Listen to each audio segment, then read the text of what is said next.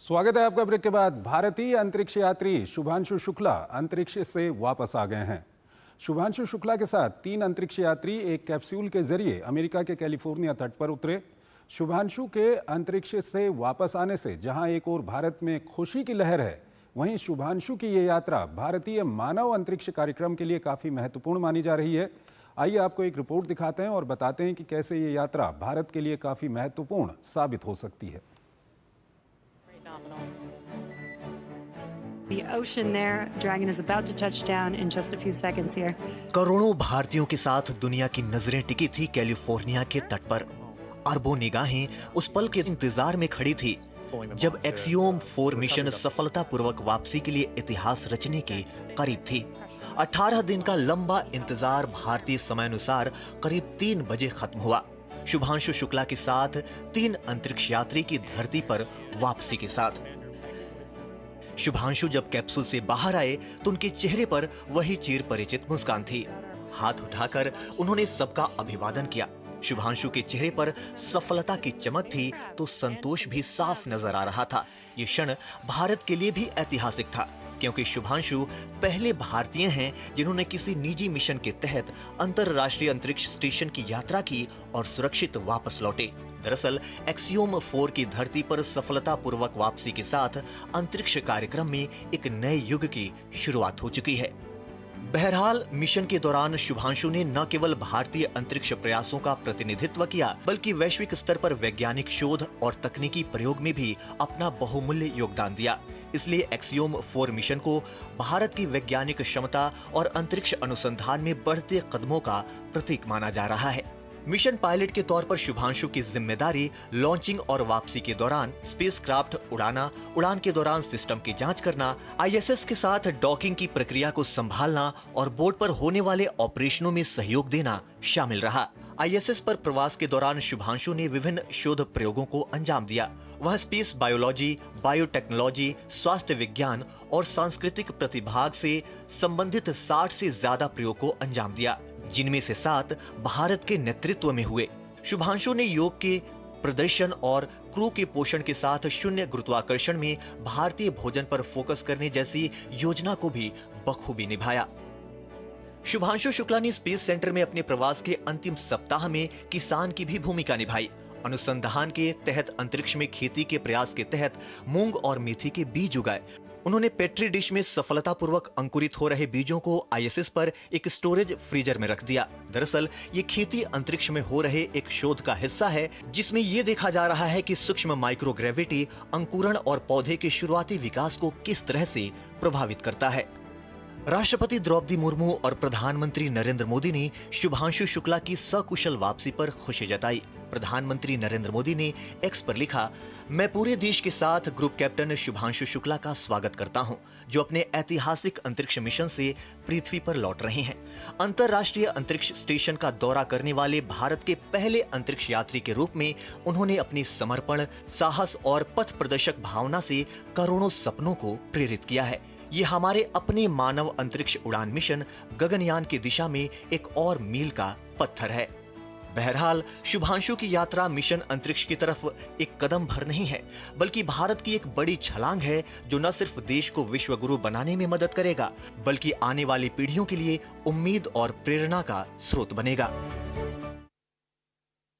और इस खबर पर बात करने के लिए हमारे साथ जुड़ रहे हैं अजय लेले, स्पेस एक्सपर्ट हैं, उनसे हम बातचीत करेंगे। अजय जी, बहुत बहुत स्वागत है आपका हमारे इस कार्यक्रम में।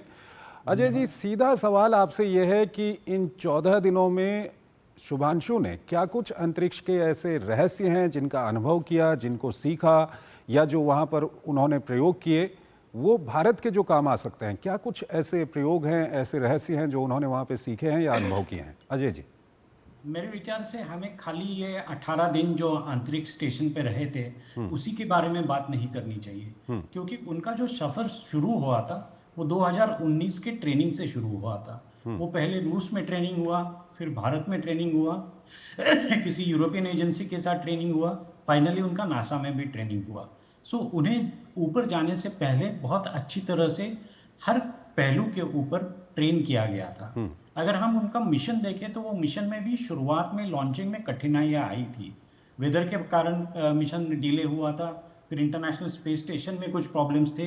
तो अगर हम ये पूरा उनका मिशन का परीक्षण करें तो हमें ये पता चलता है पहली चीज़ तो कि वो एक मेंटली बहुत स्ट्रांग इंसान है। क्योंकि अगर आप मेंटली स्ट्रांग नहीं होते तो इतने सारे जो बाधा आई थी मिशन के दौरान उससे ऊपर उभर के नहीं आते।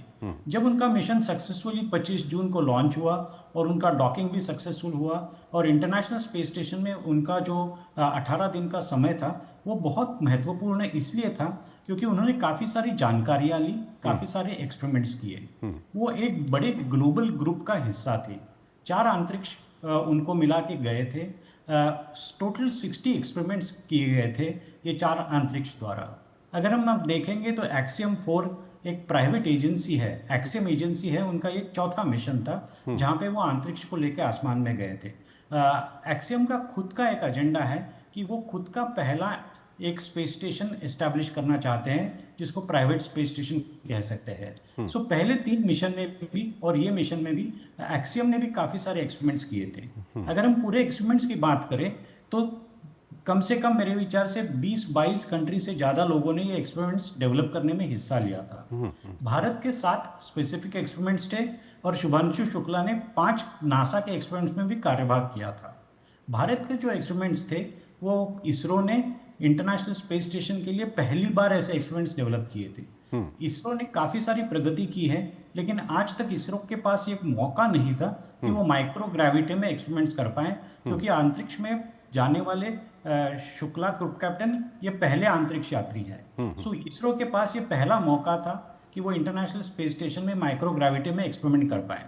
तो इसरो ने डिपार्टमेंट ऑफ बायोटेक्नोलॉजी के साथ कोलैबोरेट किया, इंडियन इंस्टीट्यूट ऑफ साइंसेस के साथ कोलैबोरेट किया और एक दो जो एजेंसी भारत की जिनके साथ कोलैबोरेट किया और उन्होंने ये एक्सपेरिमेंट्स को डिजाइन किया।